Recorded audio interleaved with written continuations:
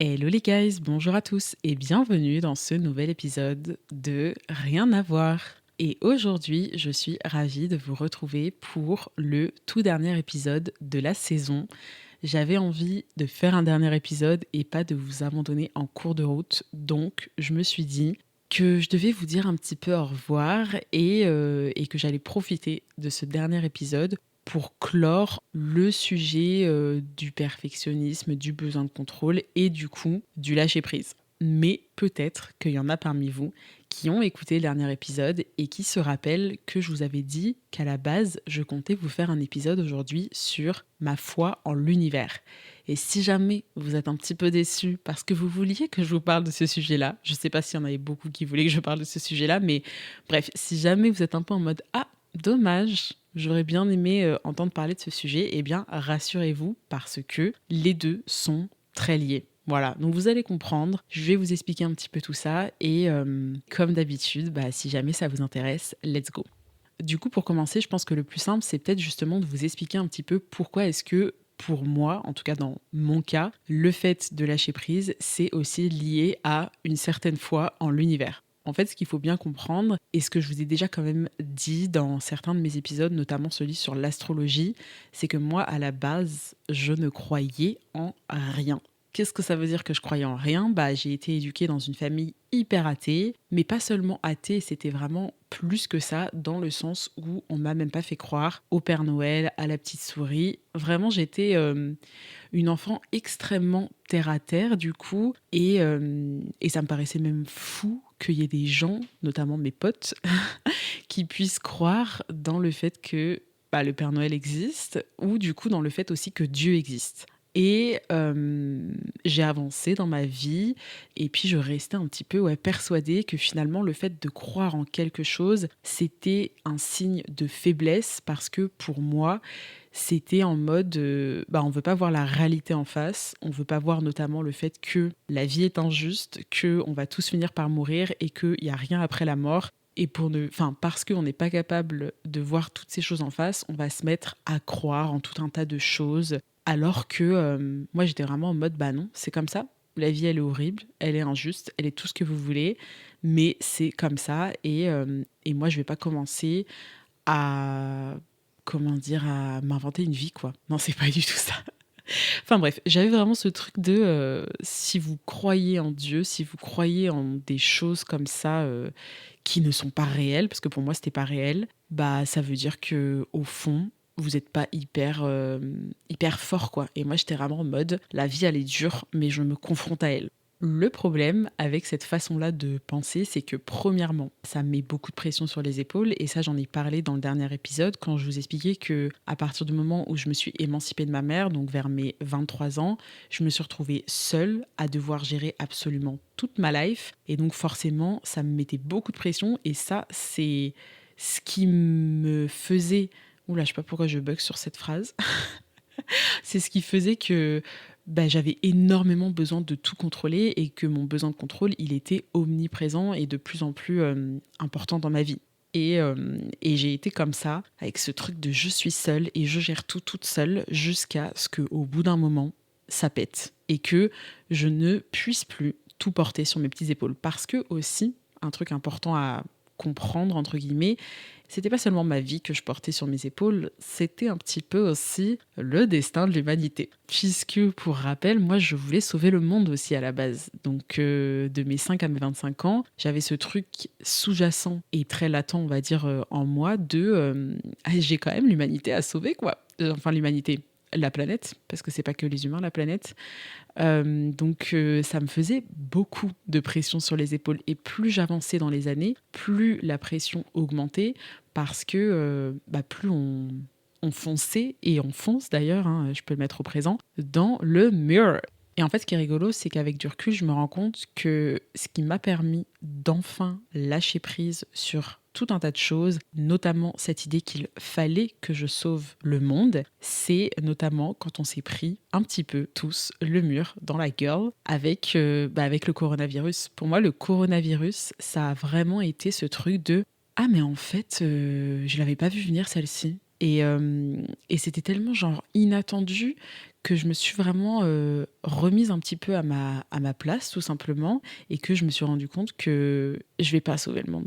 Et en fait, j'ai compris que pour moi, le fait de sauver le monde, c'était une étape, enfin c'était un prérequis au fait de commencer à vivre. C'est-à-dire que, je sais pas comment expliquer ça, mais j'avais un peu dans ma tête des choses où j'étais en mode, tant que je n'aurais pas fait ça, je ne pourrais pas vivre sereinement et tranquillement. C'est un peu comme si il y avait le feu autour de nous et que moi je me disais, tant que j'ai pas éteint le feu, je peux pas vivre sereinement et tranquillement.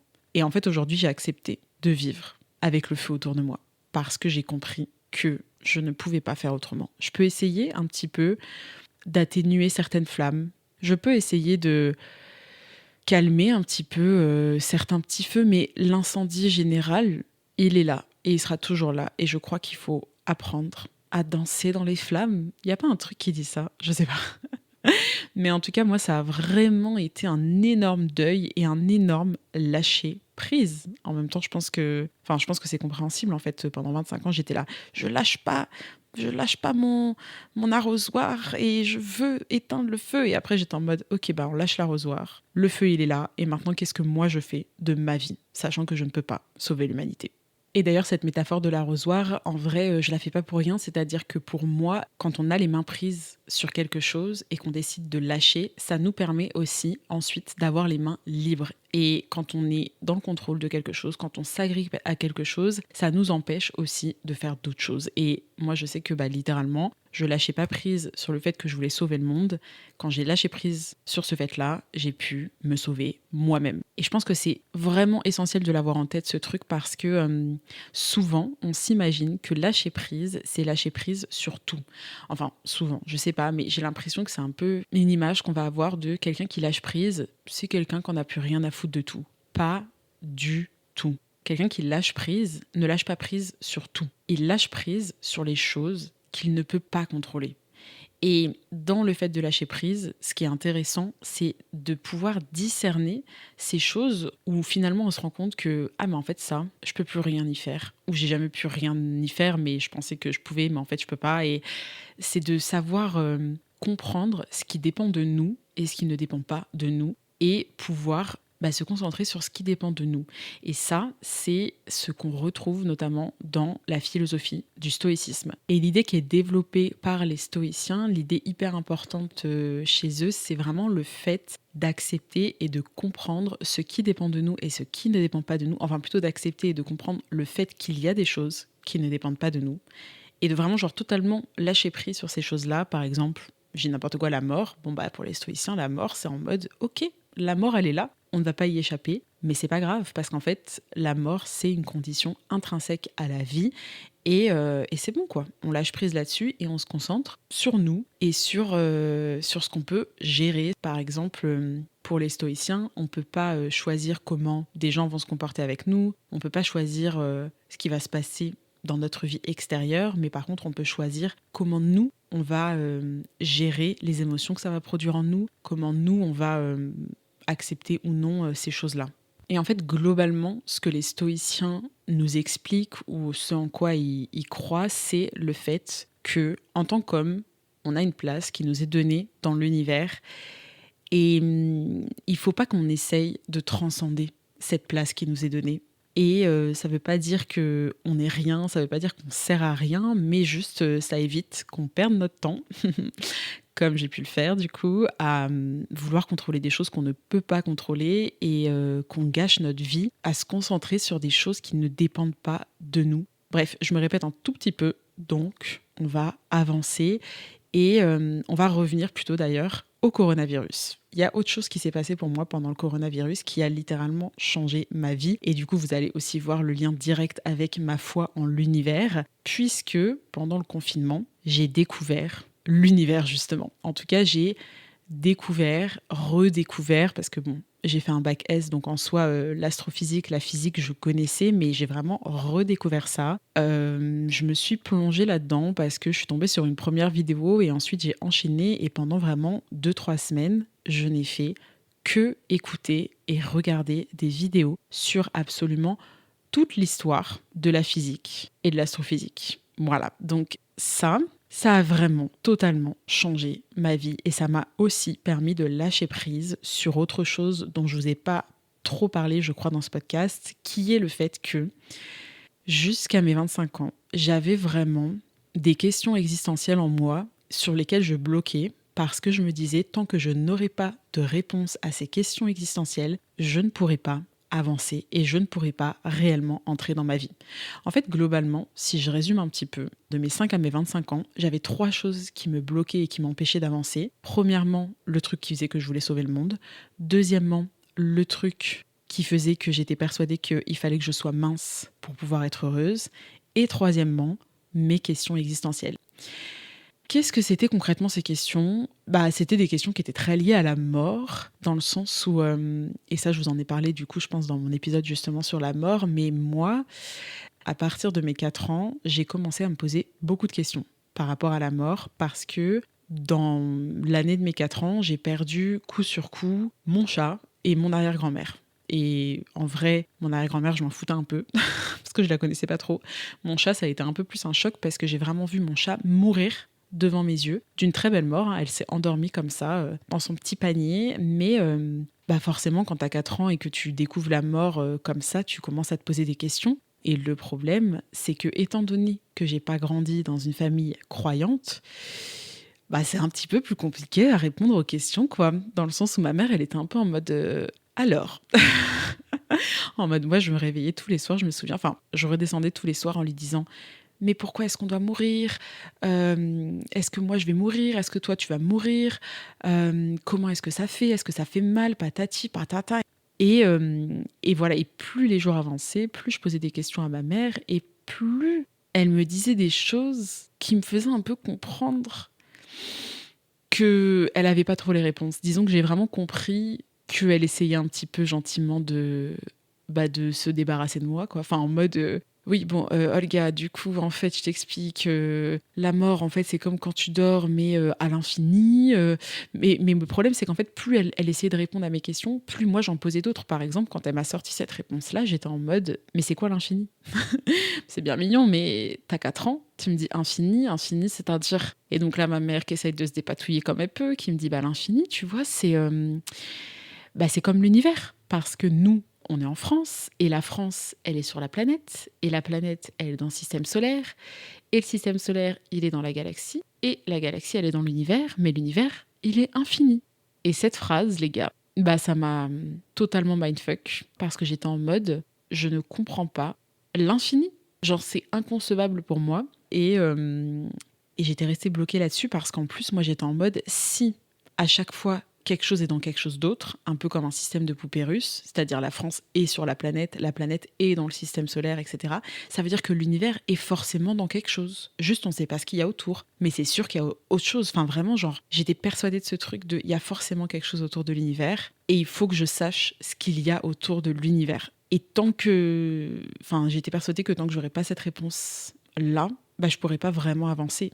Et j'ai mis comme ça plein de questions existentielles sous le tapis, en comprenant à mes 5 ans que finalement ma mère n'avait pas les réponses, que les adultes autour de moi n'auraient pas les réponses, mais j'étais vraiment en mode, je les mets dans mon sac à dos et je reposerai ces questions à des personnes qui me donneront les réponses. Et du coup, ça faisait aussi que j'avais un rapport avec la mort qui était extrêmement compliqué, parce que comme j'arrivais pas à conceptualiser l'idée d'infini, j'arrivais pas à concevoir l'idée de mort. Et j'étais pas du tout OK avec ça. J'étais pas du tout OK avec le fait que d'un coup tout s'arrête et qu'il y a plus rien et que tout ce qu'on a fait, ça sert à rien. Et bref, j'étais OK avec très peu de choses finalement. Et d'ailleurs, ça me fait penser à quelque chose qui est que je vous en ai pas parlé dans mon épisode sur le besoin de contrôle, mais ce qu'il faut comprendre, c'est que moi, mon besoin de contrôle n'était pas uniquement lié au fait de contrôler des choses dans ma vie réelle. Mon besoin de contrôle, il était extrêmement mental. En gros, j'avais vraiment ce truc de, avant de pouvoir avancer dans une direction, il faut absolument que j'ai tous les tenants et les aboutissants de la situation. Par exemple, si je devais faire un travail de groupe avec des gens sur un sujet, je trouvais toujours que les autres se lançaient beaucoup trop rapidement dans le sujet et du coup ne trouvais pas forcément une problématique adéquate et un plan adéquat. J'avais un peu l'impression que les gens étaient un peu en mode on doit faire, je sais pas, un exposé sur l'Iran. Bon, bah, on n'a qu'à faire une première partie sur tel truc, une deuxième partie. Et j'étais en mode, mais les gars, avant de choisir des parties à faire, il faut déjà choisir une problématique. Et pour choisir une problématique, il faut étudier absolument tout ce qu'on peut sur l'Iran pour trouver quelque chose qui soit vraiment une problématique cohérente et en lien avec le sujet. Et à la fois, c'est peut-être mon côté Vierge en Mars qui parle, dans le sens où j'ai un côté quand même scolaire. Dans Mars, c'est la planète de l'action. Donc en fait, dans ma manière d'agir, j'ai un côté scolaire et j'ai une grande rigueur. Et j'ai aussi du coup un contrôle, hein, parce que Mars, c'est clairement la planète... Vierge, pardon. C'est clairement le signe du contrôle. Mais bref, sans parler d'astrologie, je pense que c'est juste dû au fait que... Enfin, je sais pas à quoi c'est dû, mais ce qui est sûr, c'est que dans ma tête, j'avais toujours ce truc de je ne peux pas avancer tant que j'ai pas totalement tout débroussaillé sur le sujet. Mais vous vous rendez bien compte que c'est problématique dans le sens où c'est infini. Enfin, je veux dire, un sujet, on n'en a quasiment jamais fait le tour, notamment en fait quand il s'agit même pas de faire un exposé, mais quand il s'agit de notre propre vie. Et je pense que c'est aussi ce qui faisait que pendant les 25 premières années de ma vie, j'avançais pas réellement. C'est parce que j'avais pas tous les tenants et les aboutissants et que je savais pas exactement ce qui allait se passer après la mort. Je savais pas ce qui se passait autour de l'univers. Je savais pas exactement où j'allais aller. Et du coup, je voulais pas y aller en mode les yeux fermés et on y va. Et quand j'ai commencé à m'intéresser à la physique, à la métaphysique, à la physique quantique, etc., pendant le confinement, ce que j'ai découvert, c'est qu'il y a énormément de choses qu'en tant qu'humain, on ne pourra pas savoir pour la simple et bonne raison qu'on fait partie de l'objet que l'on veut observer. Pour pouvoir réellement observer un objet de tous les côtés, il faut ne pas faire partie de cet objet. Et nous, on fait partie de l'univers. Donc, il y a énormément de choses qui font que on ne peut pas savoir. Par exemple, rien que si on reprend cette question qui était la mienne de qu'est-ce qu'il y a autour de l'univers, on ne saura jamais. Pour la simple et bonne raison que si on découvre ce qu'il y a autour de l'univers, ça veut dire que ça fait partie de l'univers, dans le sens où absolument tout ce qu'on peut observer, ce qu'on peut imaginer, ce qu'on peut penser, absolument l'intégralité des signaux qu'on peut recevoir en tant qu'humain, ça fait partie de l'univers. S'il y a quelque chose extérieur à l'univers, ça veut dire que fondamentalement, on ne peut pas l'atteindre. Si on peut l'atteindre, c'est que ça fait partie de l'univers. Et puis j'ai aussi appris que l'univers, il n'est pas infini. Et j'ai appris énormément de choses qui m'ont fait énormément de bien et qui m'ont énormément apaisée. Et pour autant, j'ai encore une fois énormément appris le fait qu'on ne saura pas aussi beaucoup de choses et que tout ce qu'on sait, c'est quasiment rien. Par exemple, sans trop partir dans les détails, mais moi j'ai écouté tout un tas de vidéos, j'ai suivi toutes les théories, l'avancée des théories d'un ordre un peu chronologique, etc. Et t'es là, ah ok, on découvre qu'en fait l'univers il est comme ci, que ça c'est l'univers apparent, que je sais pas quoi, que blablabla, incroyable, patati. Et puis on arrive aux années 70 où on découvre l'existence de la matière noire. Qu'est-ce que la matière noire et qu'est-ce que l'énergie noire? Eh bien, ce sont des formes... Enfin, c'est une forme de matière et d'énergie qu'on ne peut pas... qu'on ne sait pas ce que c'est, en fait, tout simplement. Et le plus rigolo dans tout ça, c'est qu'on s'est rendu compte que tout ce qu'on connaît de l'univers, c'est-à-dire tout ce qui est la matière observable, pour le coup, ou en tout cas la matière détectable, etc., tout ça, ça ne représenterait que 10% de l'univers. Et potentiellement, tout le reste, qui est totalement inconnu au bataillon, ce serait 90% de l'univers. Et quand j'ai vu cette information, j'étais vraiment en mode « Ah ok, donc depuis des jours et des jours, j'apprends 1 million de choses sur l'univers, et là je comprends qu'en fait c'est rien. Et bah c'est ok. » Et vraiment la science, ça m'a vraiment permis de faire la paix avec ça, et de, encore une fois, accepter juste le fait que on sait pas, et c'est ok. Du coup voilà, je pense que c'est grosso modo là où tout a commencé, et je pense que globalement, j'ai totalement changé de posture. À partir de ce moment-là, j'ai été beaucoup plus dans une posture d'ouverture au monde, à l'univers, et de lâcher prise globale de « Ok, il y a des choses qui ne dépendent pas de moi, et c'est ok parce que ça veut dire que ça dépend de l'univers. » Et c'est un peu le principe de la foi, comme je vous le disais tout à l'heure, c'est le fait d'avoir confiance en quelqu'un ou quelque chose pour gérer des choses que nous, on peut pas gérer. Et moi, c'est un peu ma relation avec l'univers, c'est en mode, écoute, il y a plein de choses que je peux pas gérer, et donc je me dis que toi, tu vas les gérer. Est-ce que pour autant, ça veut dire que je crois au plus profond de moi-même que ça va bien aller? Non. En fait, je pense que il y a une différence. Enfin, c'est pas que je pense, c'est il y a une différence entre la croyance et la foi. Et quand je vous ai fait mon épisode sur l'astrologie, je vous avais dit que pour moi, le fait de croire en quelque chose, c'était le fait de choisir de croire en quelque chose sans pour autant se dire que c'était une vérité absolue. C'est-à-dire que moi, je décidais de croire en l'univers. Ça voulait pas dire que si vraiment on me demandait mais est-ce que vraiment tu penses que c'est la vérité, j'allais répondre oui. C'est plutôt en mode je décide de croire en ça parce que ça me fait du bien, parce que ça me permet de vivre la vie d'une meilleure manière et c'est cool. Et en fait, je crois que du coup, c'est plus une foi qu'une croyance. Et la différence entre les deux, en tout cas de ce que j'ai pu voir là en faisant des recherches pour cet épisode, c'est qu'une croyance, enfin le fait de croire en quelque chose, c'est considérer que c'est la vérité. Alors qu'avoir foi en quelque chose, c'est juste de soi à soi-même décider de faire confiance en quelque chose. Et je crois pas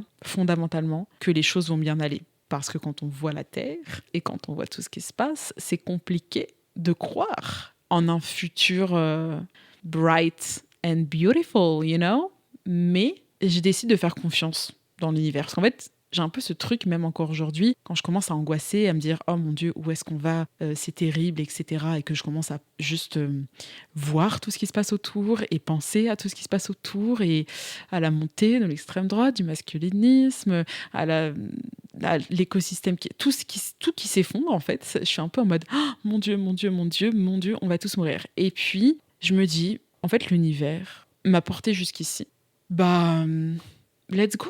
Ça va peut-être pas être bright and full and c'est pas comment on dit bright and beautiful, mais voilà quoi. En fait, j'ai un peu l'impression que la vie c'est vraiment d'essayer d'éviter les gouttes ou d'essayer d'éviter les balles, hein, on va pas se mentir, c'est un peu la même métaphore. Et pendant très longtemps, je voulais faire en sorte qu'il arrête de pleuvoir. Je me disais, je peux pas avancer dans la vie en prenant le risque de me prendre une goutte dans la gueule. Donc, il faut, avant que j'avance, que je sois sûre qu'il ne pleuve pas ou que je fasse en sorte qu'il arrête de pleuvoir. Et maintenant, je suis en mode, il pleut, il pleut, il pleut. Mais je vais quand même avancer et puis l'univers, s'il est derrière moi, il fera en sorte que j'évite les gouttes, quoi. Je sais pas si c'est très clair. Bref. Maintenant que je vous ai dit tout ça, du coup, je vais concrètement vous parler un petit peu de ma foi en l'univers, de juste comment je vois un petit peu les choses, qu'est-ce que ça veut dire pour moi. Et puis, je vais aussi vous raconter 2-3 petits trucs dans ma vie qui me sont arrivés où j'étais en mode ah, ça, c'est l'univers qui me parle. Et vraiment, genre, honnêtement, il peut y en avoir plein parmi vous qui se disent bah non, c'est pas l'univers, connasse, c'est juste la vie en fait.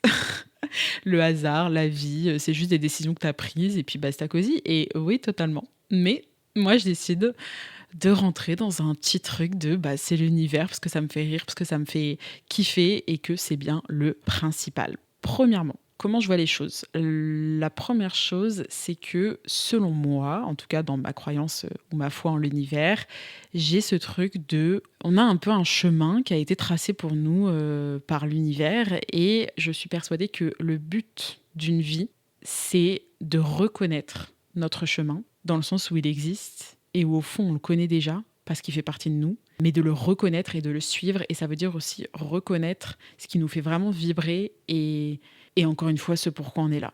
Bref, cette idée-là, qu'il y a un chemin qui est écrit, elle ne m'est pas venue de nulle part, elle m'est venue tout simplement d'Einstein. Parce que, en fait, tout ce que je vais vous dire, c'est des croyances ou une foi qui s'est construite en moi à partir de la science. Et Einstein, notamment, il a développé l'idée d'une 4e dimension qui serait le temps. Qu'est-ce que ça veut dire concrètement? Ça veut dire qu'en fait, on n'est pas dans un univers en 3 dimensions, avec le temps qui fait qu'on peut aller d'un point A à un point B et qu'on coule. Enfin, que c'est comme si vous prenez une balle, la balle qui roule, elle est dans un univers en 3 dimensions, et comme il y a du temps qui s'écoule, la balle évolue dans l'univers en 3 dimensions. Pour Einstein, le temps est une 4e dimension de l'espace-temps, ce qui veut dire que c'est pas que la balle, elle s'écoule grâce au temps dans l'univers en 3 dimensions, C'est plutôt, imaginons un film, vous avez une pellicule avec toutes les petites images. Et quand vous regardez le film, vous avez l'impression que ça bouge. Et que c'est minute 1, minute 2, minute 3, c'est ça qui fait que ça bouge. C'est le temps qui s'écoule.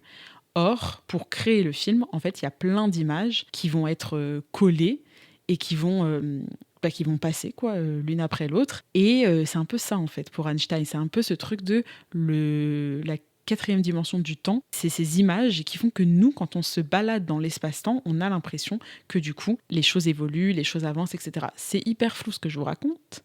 C'est hyper compliqué, je trouve, à expliquer uniquement à l'oral, parce que moi, j'ai fait des petits schémas dans mon mémoire. Je vous remettrai mon mémoire en description, si jamais ça vous intéresse. Mais à partir du moment, en fait, où on considère ça comme une théorie possible, et on se rend compte que puisque le temps est une dimension de l'espace-temps, ça veut aussi dire que d'une certaine manière, tout est déjà là.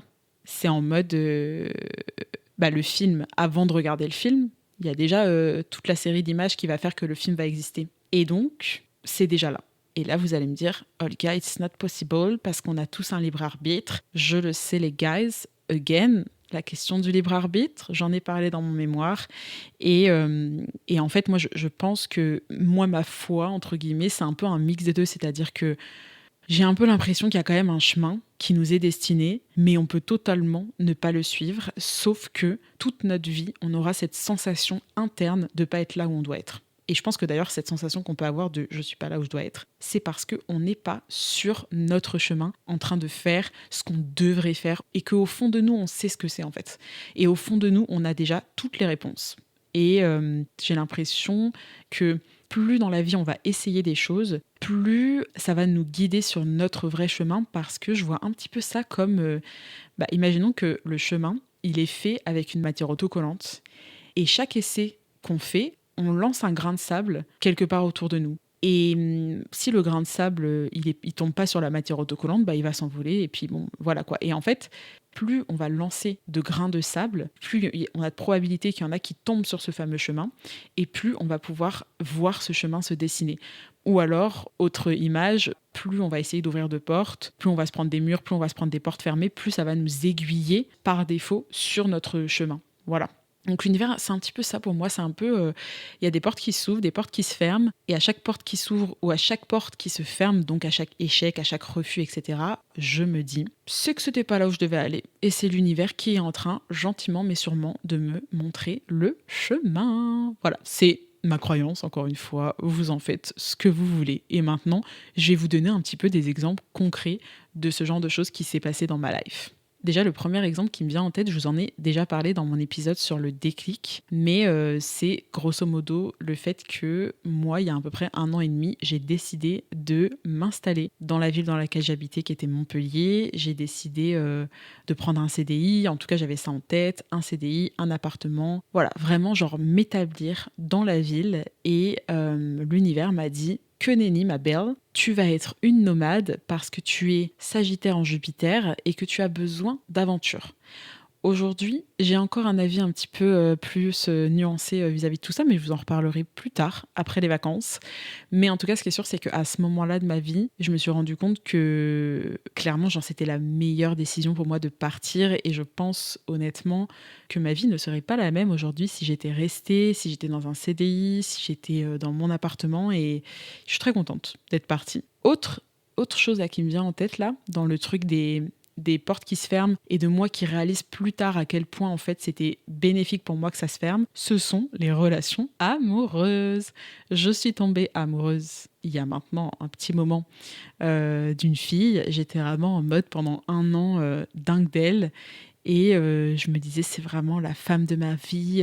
Je voyais toute ma vie avec elle, etc. Et en fait, elle, clairement, elle n'était pas amoureuse de moi. Et aujourd'hui, avec du recul, je me dis, ma vie aurait été si différente si j'avais été avec elle, pour la simple et bonne raison que je lui aurais tout donné et il n'y aurait pas eu grand chose qui m'aurait resté, qui me serait resté, je sais pas comment on dit. Et je suis si heureuse que ça se soit pas fait. Et pour moi, c'était vraiment hyper important que l'univers me ferme cette porte pour m'indiquer une autre voie. Voilà, donc il y a plein de trucs comme ça où vraiment, genre, vous allez peut-être juste vous dire encore une fois que c'est juste moi qui accepte la défaite.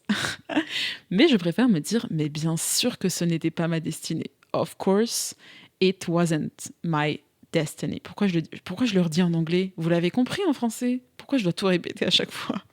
Bref, dans la série maintenant de l'univers qui m'ouvre des portes ou qui m'indique un petit peu où aller, je vais vous parler du coup de certains moments de ma vie où j'ai dû prendre des décisions, et il y en a eu pas mal parce que j'ai fait pas mal de choses, j'ai eu pas mal de moments où je devais choisir par exemple entre tel ou tel master, telle ou telle ville où aller habiter, etc.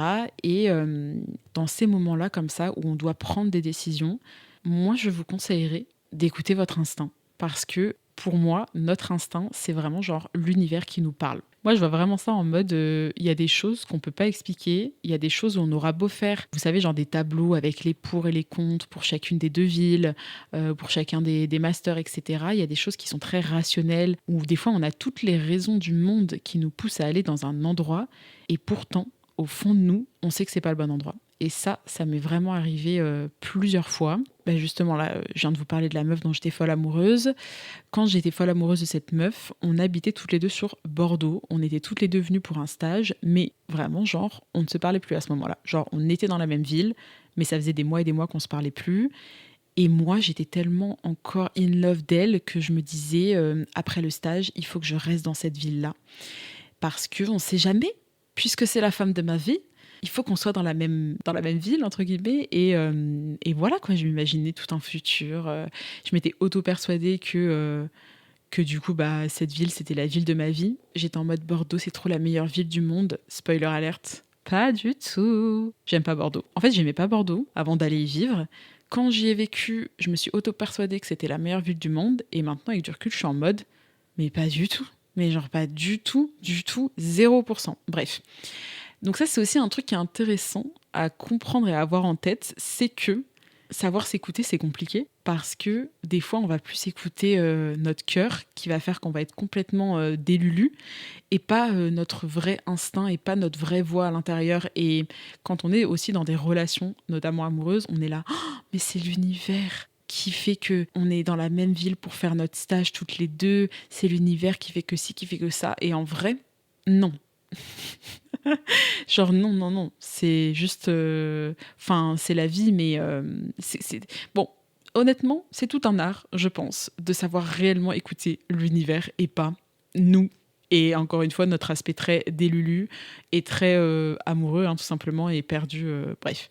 Donc je suis à Bordeaux et je dois trouver un master pour la rentrée, un deuxième master. Et je fais plusieurs candidatures dans 4-5 masters en France, dont un qui est à Bordeaux. Et j'ai tous les masters que je veux. Et Bordeaux, j'attends en gros le résultat, etc. Sachant que j'ai fait un oral et que la go, elle n'était pas du tout sympa et que j'ai pas du tout eu un bon feeling. Mais j'étais encore une fois très délulue en me disant « It's okay, it's just one girl, it doesn't… » En français, Olga. Bref, ça veut pas dire que c'est pas pour moi. Moi, je veux rester là, il faut que je reste là, etc. Et pendant quelques jours comme ça, j'attends la réponse de Bordeaux, sachant que j'ai déjà toutes les autres réponses où j'ai juste à leur dire oui et c'est bon, je suis prise.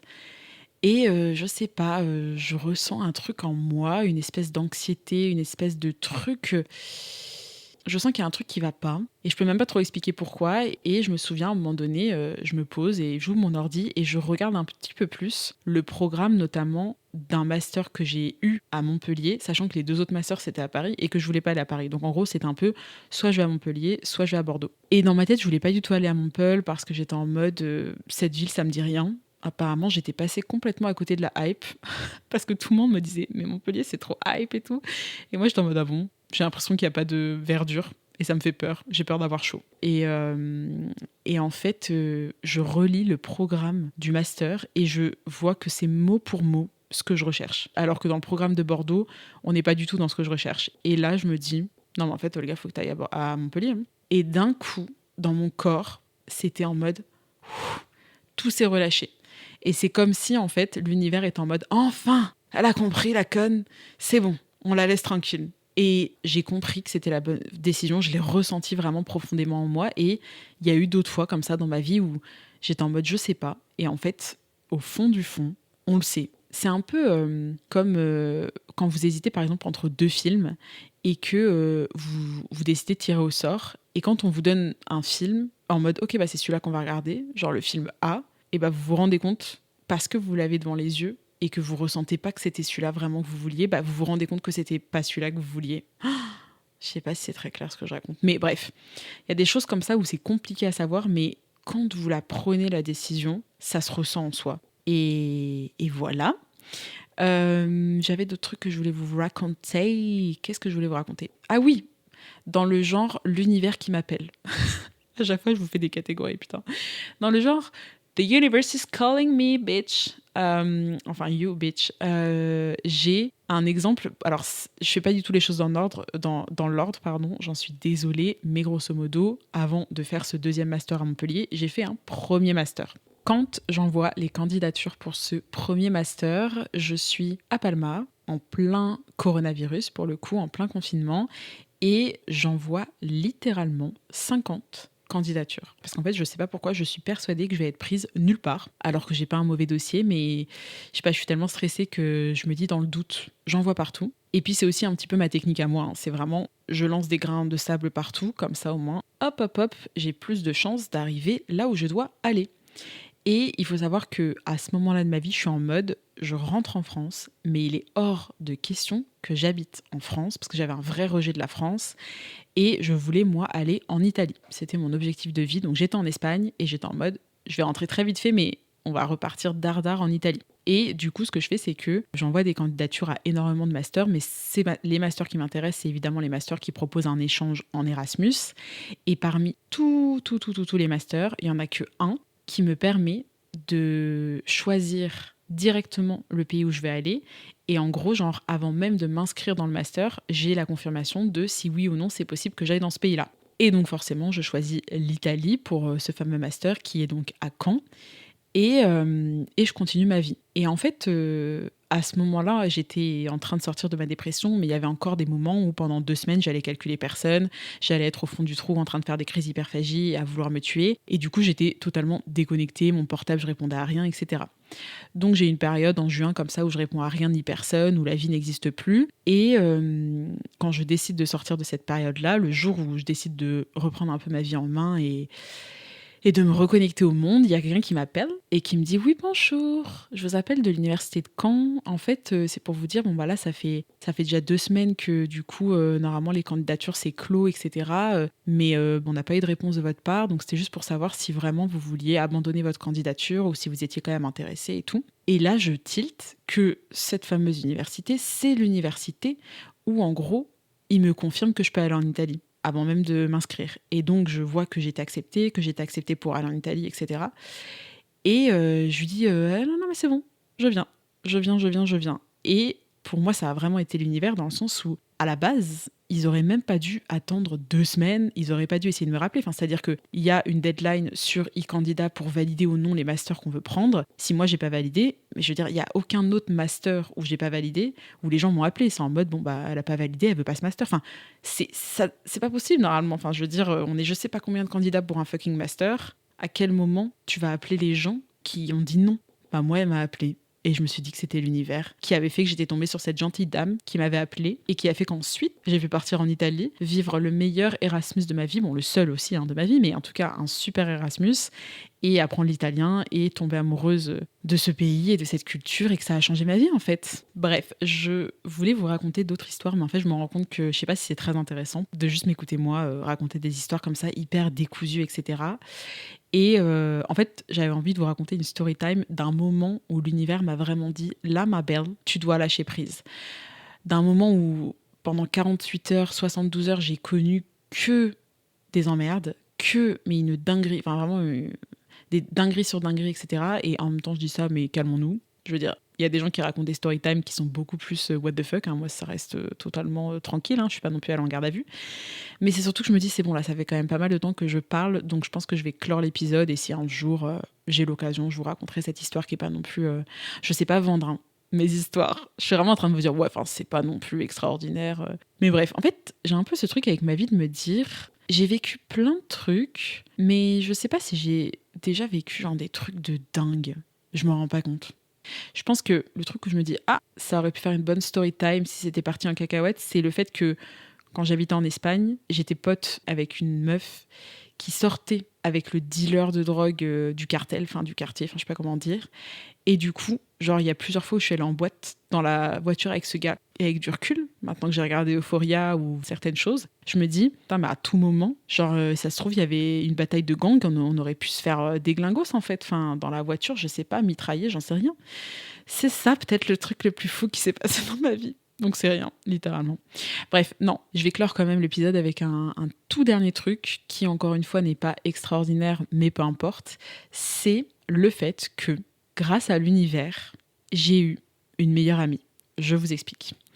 On est en 2014, ça ne nous rajeunit pas. Je suis en première année de prépa dans ma ville natale à Poitiers et je rencontre deux meufs.